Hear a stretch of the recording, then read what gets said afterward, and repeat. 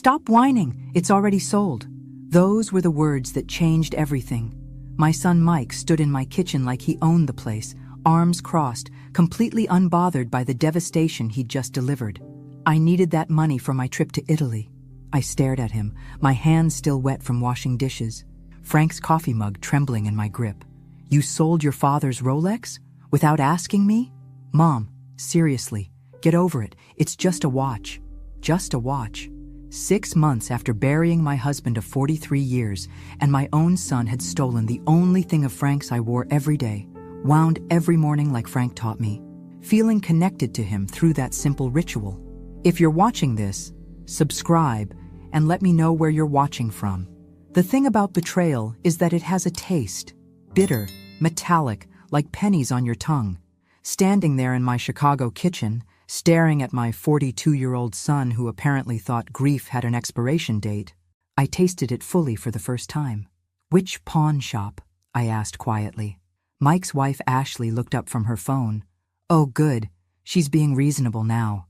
Her voice dripped with that particular condescension she'd perfected over the years. "Honestly, Dorothy, clinging to material possessions isn't healthy. Frank wouldn't want you living in the past." Don't tell me what Frank would want, I thought, but bit my tongue. Ashley had been telling me what Frank would want since the funeral, usually whenever it involved me giving them something. "Golden State Pawn on Milwaukee Avenue," Mike said, checking his watch.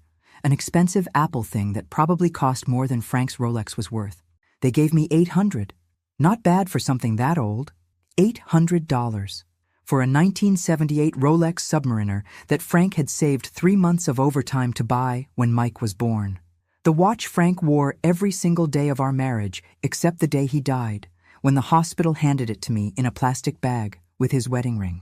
That watch was worth at least $3,000, I said. Ashley snorted. In what universe? It wasn't even running properly. Because I was the one winding it, keeping it alive, keeping Frank alive in some small way. But they wouldn't understand that. Mike and Ashley lived in a world where everything had a price tag and nothing had a memory. "I'm going to get it back," I announced. "Good luck with that," Mike said, heading for the door. "We fly out tomorrow morning. Ashley's been planning this trip for months." Ashley followed him, pausing at the door with that fake sympathetic expression she wore whenever she wanted to seem caring. "Dorothy, you really should consider therapy. This obsession with Frank's things isn't normal." The door slammed, leaving me alone with the bitter taste of betrayal and the silence that had become my constant companion since Frank died. But here's what Mike and Ashley didn't know about their pathetic old mother. I'd spent 40 years as a bank manager. I knew the difference between giving up and strategic planning, and I was done giving up. The pawn shop was exactly what I'd expected. Cramped, dusty, with the kind of fluorescent lighting that made everything look sickly. The man behind the counter had arms covered in tattoos and the weary expression of someone who'd seen every sob story in the book. "You hear about the Rolex?" he asked before I even opened my mouth. "How did you know?" "Your son warned me you might show up. Said you were having a hard time letting go." He shrugged apologetically. "Look, lady, I feel for you, but business is business. I paid fair market value." Fair market value. As if there was a standard price for 43 years of marriage, for the sound of Frank winding that watch every morning while his coffee brewed, for the weight of it in my hands when the hospital nurse placed it there alongside his wedding ring. "I'll buy it back, whatever you need." The man, his name tag read Danny, looked uncomfortable. "It's already sold. Guy came in this morning, paid cash, no returns in this business." My heart sank. Some stranger was walking around Chicago wearing Frank's watch, and I'd never see it again because my son needed pizza money for his Italian vacation. "But here's the thing," Danny continued, lowering his voice. "We found something weird when we were cleaning it up for sale." He disappeared into a back room and returned with a small manila envelope. There was a hidden compartment in the back. Real professional job, had to have been done by a jeweler. Found this inside. Inside the envelope was a folded piece of paper, yellowed with age. In Frank's careful handwriting, Dorothy's birthday, July 15th, 1955, the day I knew I'd marry her. Below that, a series of numbers and letters that looked like some kind of code, SS4457CH0815DS. I stared at the paper, my hands shaking. Frank had never mentioned any hidden compartment. In 43 years of marriage, he'd kept this secret, hidden in plain sight on his wrist. "You recognize those numbers?" Danny asked. I shook my head, but something about them nagged at me. They looked familiar, like a password or account number. Frank had been meticulous about record keeping, always writing down important numbers in his careful handwriting. "The guy who bought the watch," I said suddenly. "What did he look like?" Danny's expression shifted, became more guarded. "Why?" "Because my husband hid this for a reason, and I think whoever bought that watch might be in for a surprise." "Ma'am, I really can't. Please." I leaned forward, letting Danny see the grief that was still raw after 6 months. "That watch is all I have left of him. I'm not asking you to break any laws. I just want to know if the buyer seemed to know about the compartment." Danny was quiet for a long moment, studying my face. Finally, he sighed. He didn't say much, but when I mentioned we'd found something inside, he got real interested, asked if we'd opened it. A chill ran down my spine. "Did he give you a name?" "Paid cash. No paperwork required for purchases." Danny paused. "But he did ask specifically about watches that had come in recently. Said he collected vintage Rolexes. Someone had been looking for Frank's watch specifically. But why? And how did they know about the hidden compartment?" I thanked Danny and walked back to my car, the piece of paper burning in my purse like a secret I wasn't sure I wanted to uncover. Frank had hidden this for 47 years. Hidden it from me. What else had my husband been hiding? That night, I sat at Frank's desk in my bedroom, surrounded by 43 years of financial records. Frank had kept everything: bank statements, tax returns, investment account statements, all filed away in his precise, methodical manner. The code from the watch stared up at me from the piece of paper: SS4457CH0815DS. I'd been through every account we owned, every investment, every safety deposit box. Nothing matched those numbers. Frank had been financially conservative: savings account, checking account, a modest retirement fund.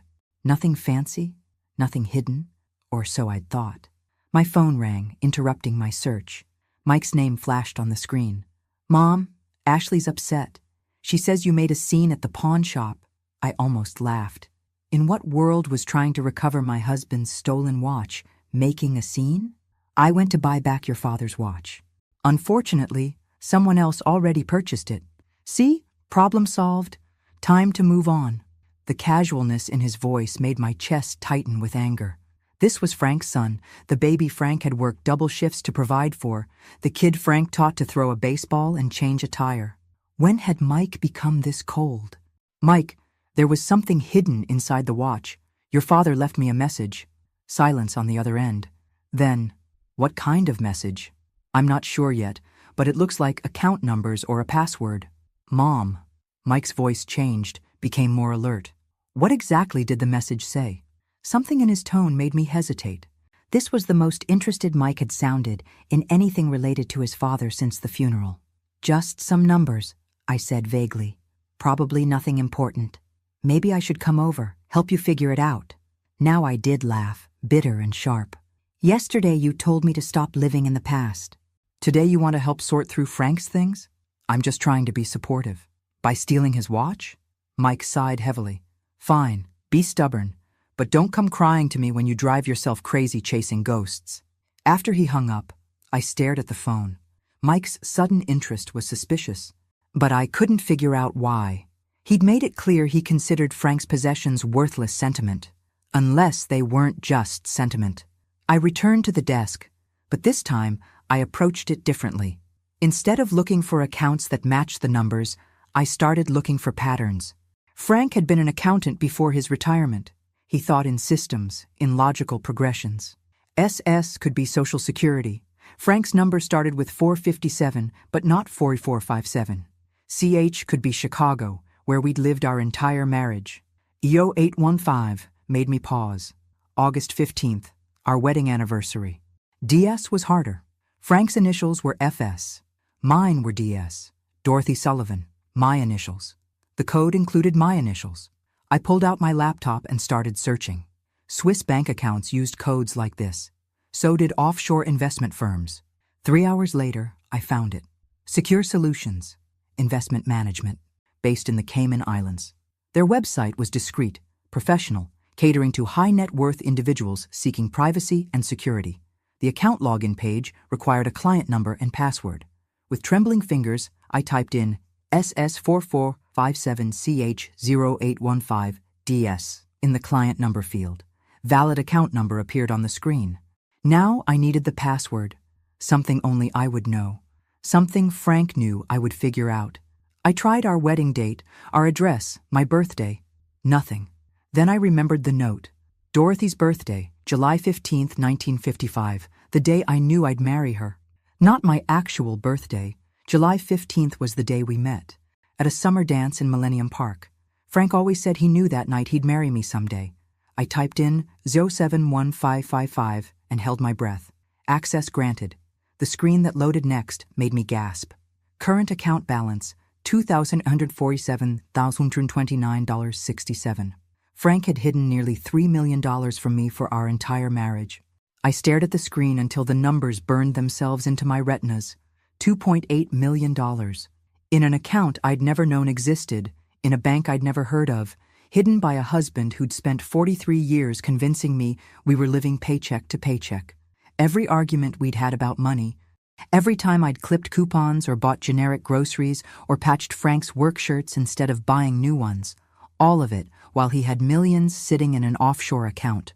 My first instinct was anger, pure white-hot rage at the deception, at the lies by omission, at 43 years of wondering if we'd have enough for retirement while Frank secretly stashed away a fortune. But then I clicked on the account history.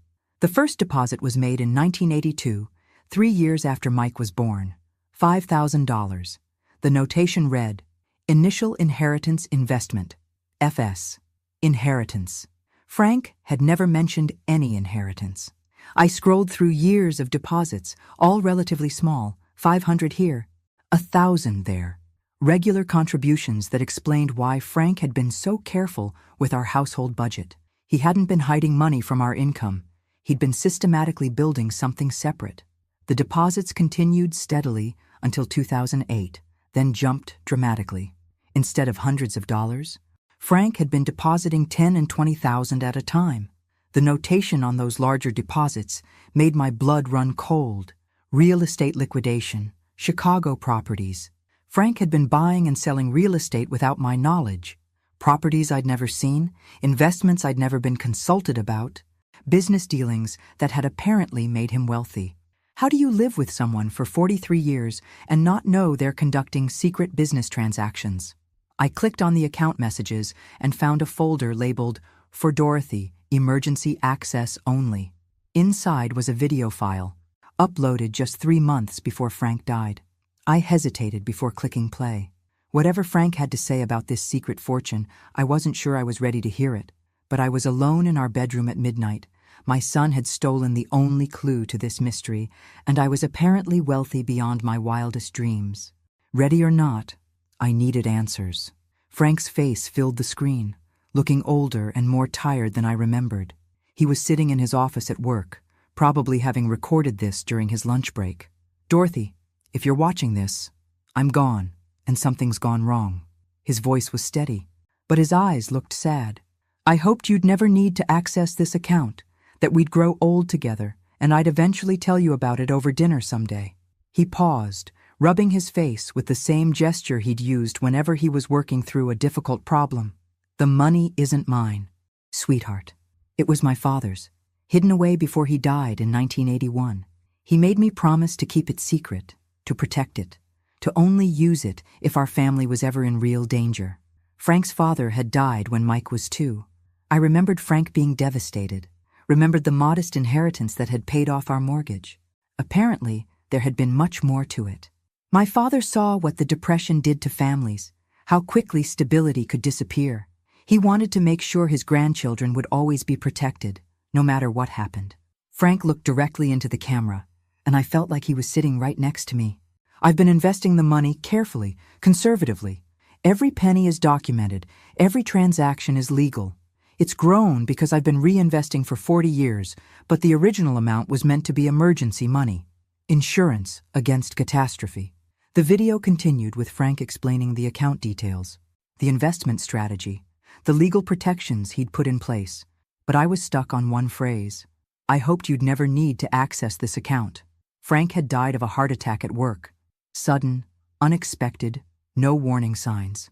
How could he have known I'd need this money? Unless the catastrophe he'd been protecting against wasn't random. Unless Frank had known something about our family that I was just beginning to understand. The next morning, I called in sick to my part-time job at the library. For the first time in 6 months, I had something more important to do than organizing returned books and shushing teenagers. I needed to understand what Frank had meant by real danger. The investment account had detailed records going back 40 years, but I started with the recent transactions. Frank's last deposit had been made just 2 weeks before he died, $25,000, with the notation, property sale, emergency liquidation. Emergency liquidation. Frank had been converting assets to cash right before his death. I spent the morning researching every property transaction Frank had made. The man I'd been married to for 43 years had apparently been a secret real estate mogul, buying and selling properties all over Chicago with money I didn't know we had. But here's what made my blood run cold. Every property Frank had sold in the last year had been purchased by the same buyer, a company called Sullivan Investments, LLC. Sullivan was Mike's last name, too. I grabbed my phone and called my nephew Danny, who worked in real estate. If anyone would know about property transactions in Chicago, it would be Danny. Aunt Dot, how are you holding up?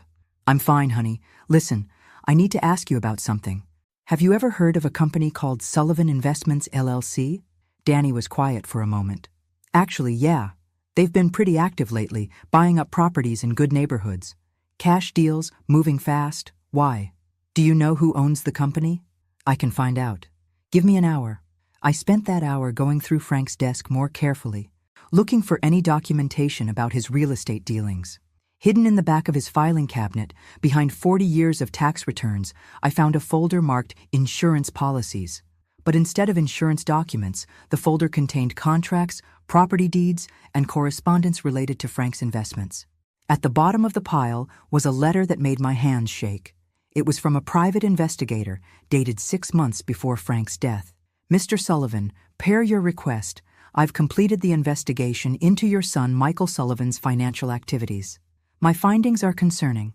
Your son has accumulated approximately $180,000 in gambling debts to several offshore betting sites. He's also taken out multiple high-interest loans against his business, using fraudulent information about his income and assets. Of greater concern are the inquiries Mr. Sullivan has been making about your estate. He's contacted 3 different lawyers asking about inheritance law and the process for contesting wills. He's also made inquiries about power of attorney procedures and elder care facilities. I believe your son is planning to have you declared incompetent in order to gain control of your assets. The paperwork I've uncovered suggests he's been researching this option for several months. I recommend taking immediate steps to protect your assets and ensure your wife's financial security. Regards, Thomas Chen, private investigator. My phone rang. Danny. Aunt Dot, you're not going to believe this. Sullivan Investments LLC is owned by Mike Sullivan. You're Mike. I closed my eyes, the pieces finally falling into place. Frank hadn't been hiding money from me. He'd been hiding it from Mike. Every property sale, every cash deposit, every emergency liquidation had been Frank systematically moving assets out of Mike's reach. Frank had known his own son was planning to rob us. But Frank had died before he could warn me, leaving only the hidden compartment in his watch as a clue to find the truth. My son hadn't stolen Frank's Rolex for vacation money. He'd stolen it because he was looking for exactly what I'd found, access to Frank's hidden fortune. And now that Mike knew I'd found something in the watch, he wouldn't stop until he figured out what it was. I was still sitting in Frank's chair, staring at the private investigator's report, when I heard Ashley's key in my front door. She'd had a spare key since the funeral, ostensibly to check on me when Mike was working. Now I understood she'd been checking on Frank's assets. "Dorothy, are you here?" Ashley's voice echoed through the house, artificially sweet. Mike and I stopped by before heading to the airport. I quickly shoved the investigator's report back into the folder and minimized the offshore account on my laptop screen. Whatever game Mike and Ashley were playing, I needed to understand the rules before I revealed my hand. "In the bedroom," I called back. They appeared in the doorway moments later, Mike carrying a small suitcase and Ashley wearing the kind of outfit that screamed, "expensive vacation." Her designer sunglasses probably cost more than most people's rent. "Just wanted to say goodbye," Mike said, but his eyes were scanning Frank's desk, taking inventory of the papers spread around me. "What are you working on?" "Sorting through your father's things," I said carefully. "There's so much I never knew about." Ashley stepped closer, her gaze focused on my laptop screen. "Find anything interesting?" The question sounded casual, but I caught the sharp attention in her voice. These weren't courtesy visits. They were reconnaissance missions. Just old bank statements and tax records. Your father was very thorough with his paperwork. Mike relaxed slightly. "Yeah, Dad was obsessive about record keeping. Probably kept every receipt from the last 20 years. Actually," I said, deciding to test their reaction, "I did find something odd. Your father had some kind of investment account I didn't know about. Nothing major, just a few $1,000s. The change in both their expressions was immediate and unmistakable. Mike stepped forward, trying to appear casual but failing completely. "An investment account? What kind?" "I'm not sure yet. The paperwork is confusing. I might need to hire an accountant to help me figure it out." Ashley exchanged a quick glance with Mike. "We could help you with that. Mike's good with financial documents." "I bet he is," I thought, remembering the private investigator's report about Mike's gambling debts and fraudulent loan applications. "That's very kind, but I already made an appointment with Frank's old accounting firm. They'll know how to handle his investments properly." Mike's jaw tightened. "Mom, those guys charge $300 an hour. I can look at the paperwork for free. I can afford $300 an hour." "Mike!" The silence that followed was loaded with tension. Ashley's mask of concern was slipping, revealing the calculating woman underneath. Mike was practically vibrating with frustrated energy. "We should probably get going," Ashley said finally. "Don't want to miss our flight?" But Mike didn't move. "Mom, about the message you found in Dad's watch. Maybe I should take a look at those numbers before we leave, just to make sure they're not something important." "What numbers?" Ashley asked sharply. Mike shot her a warning look. "Mom found some kind of code in the watch. Probably nothing, but you never know." Now Ashley was fully alert, her vacation excitement replaced by laser focus. "What kind of code?" I stood up slowly, using my full height to look down at my daughter-in-law. "The kind that's none of your business." Ashley's face flushed red. "Excuse me?" "You heard me. My husband left me a private message, private being the operative word." "Mom." Mike stepped between us, his voice taking on that patronizing tone I'd grown to hate. "We're family. There's no need for secrets." "Secrets?" I almost laughed at the irony. "Like the secret gambling debts? Or the secret company you've been using to buy properties with money you don't have?" The color drained from Mike's face. Ashley's mouth fell open. "I don't know what you're talking about," Mike said, but his voice was shaky now. "Sullivan Investments LLC ring a bell?" I watched both their faces go pale. "Your father knew, Mike. He knew everything." Ashley recovered first, her voice turning vicious. "You crazy old woman. You don't know anything. I know your husband owes $180,000 to offshore gambling sites. I know he's been researching how to have me declared incompetent. And I know he's been planning this for months." Mike slumped against the doorframe like his strings had been cut. The fight went out of him completely. "How?" he whispered. "Your father hired a private investigator. Every lie, every debt, every plan you made to steal from us. It's all documented." I walked to the desk and pulled out the investigator's report, watching Mike's face as he recognized the letterhead. "Frank protected me from you, even after his death. That code you're so interested in? It's the key to more money than you've ever dreamed of. Money that will never, ever belong to you." Ashley grabbed Mike's arm. "We need to leave. Now." But Mike was staring at me with something that looked like respect for the first time in years. He really knew? He knew his son was planning to rob his own mother. What kind of man does that make you, Mike? For just a moment, Mike looked like the little boy I'd raised, confused and ashamed. Then Ashley's grip on his arm tightened, and the moment passed. "This isn't over," Ashley hissed as they headed for the door. "Yes, it is," I called after them. "It's been over since the day you decided I was worth more to you dead than alive." The front door slammed, leaving me alone with my husband's secrets and the knowledge that the real fight was just beginning. 2 days after Mike and Ashley's dramatic exit, my doorbell rang at 8 in the morning. Through the peephole, I saw a woman in an expensive suit holding a briefcase. Behind her stood a man who looked like he'd stepped out of a law school catalog. "Mrs. Sullivan? I'm Catherine Wells from Wells, Morrison & Associates. This is my colleague, David Kim. We represent your son Michael in some family legal matters." Family legal matters. That was one way to put it. I opened the door, but didn't invite them in. "What can I do for you?" Catherine smiled with the kind of practiced warmth that probably cost $300 an hour.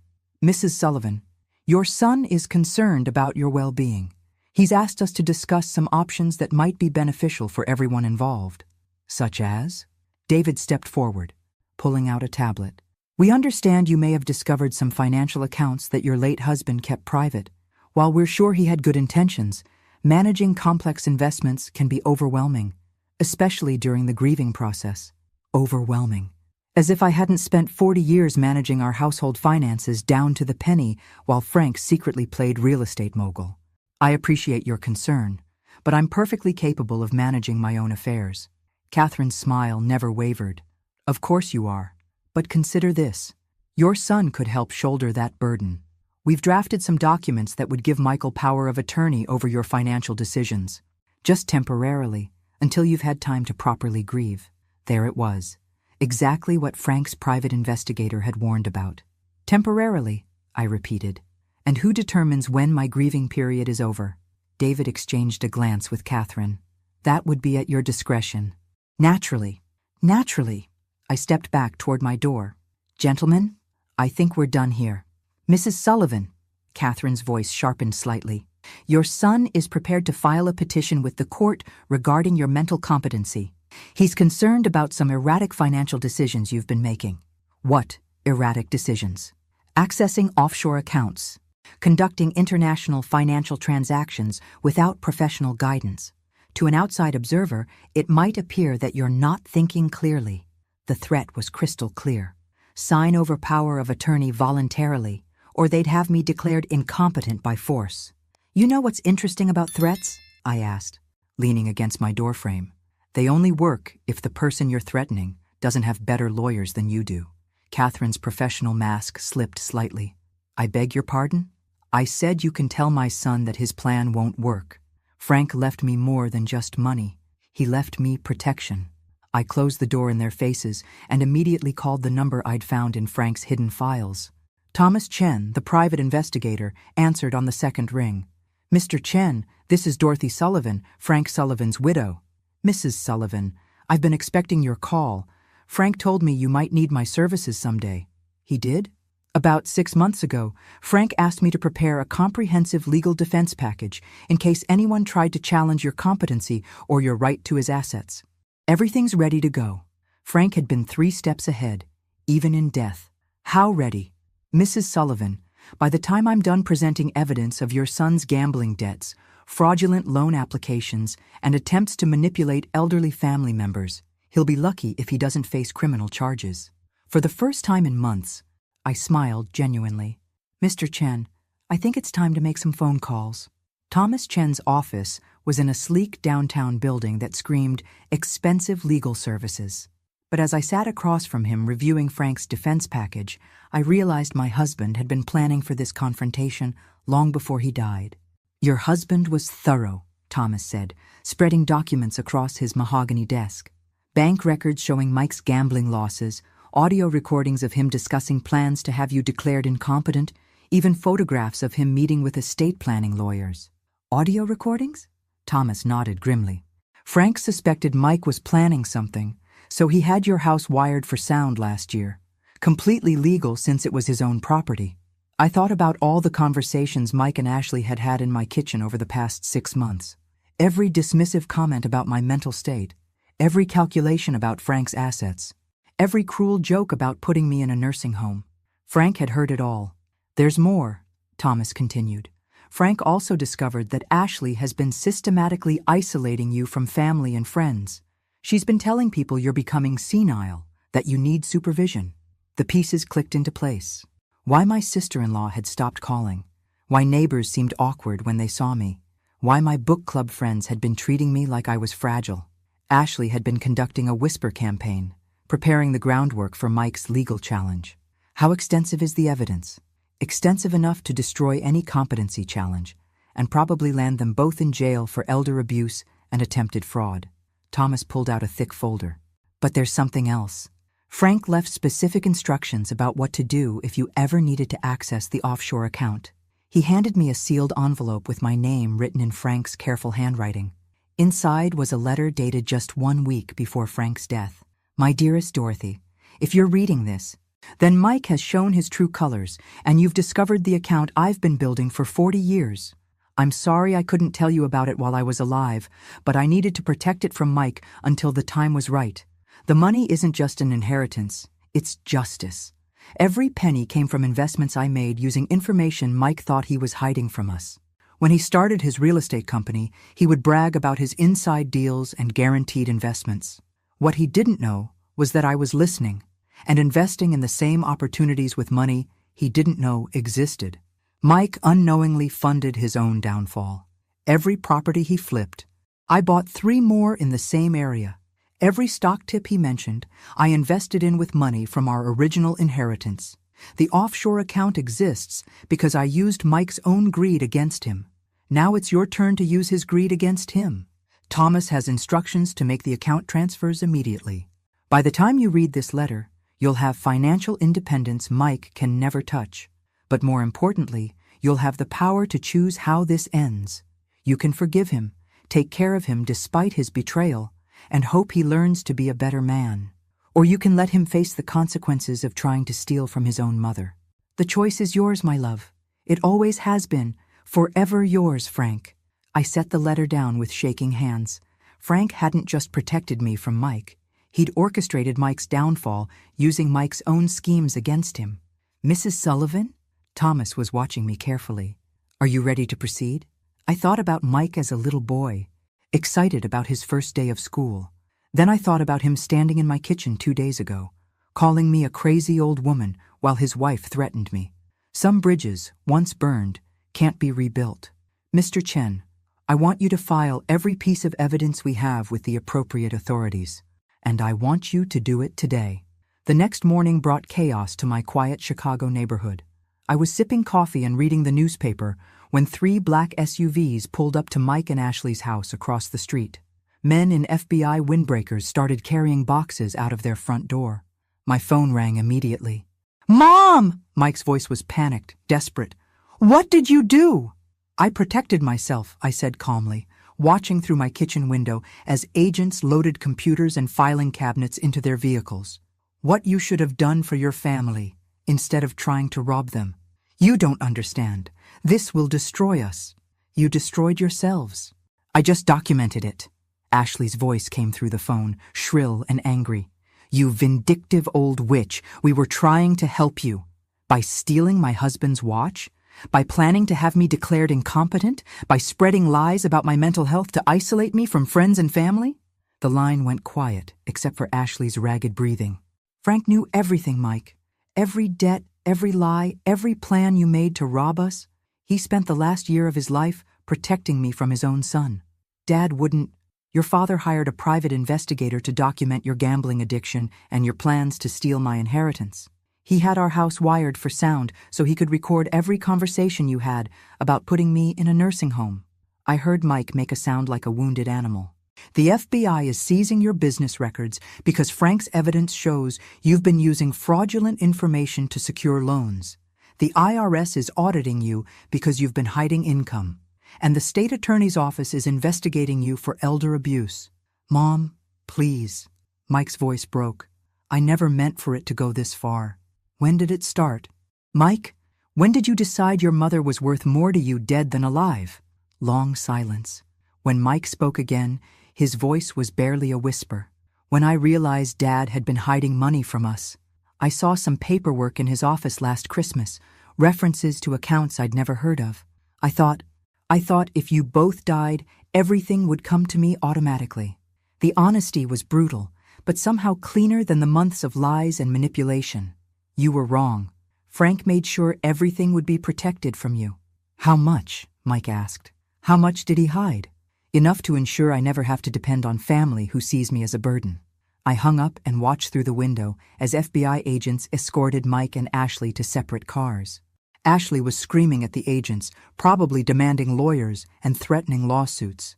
Mike just looked broken. My phone rang again. This time it was my neighbor, Mrs. Patterson. Dorothy? I just wanted to call and apologize. Ashley told me you were having memory problems and I believed her. I should have talked to you directly. It's all right.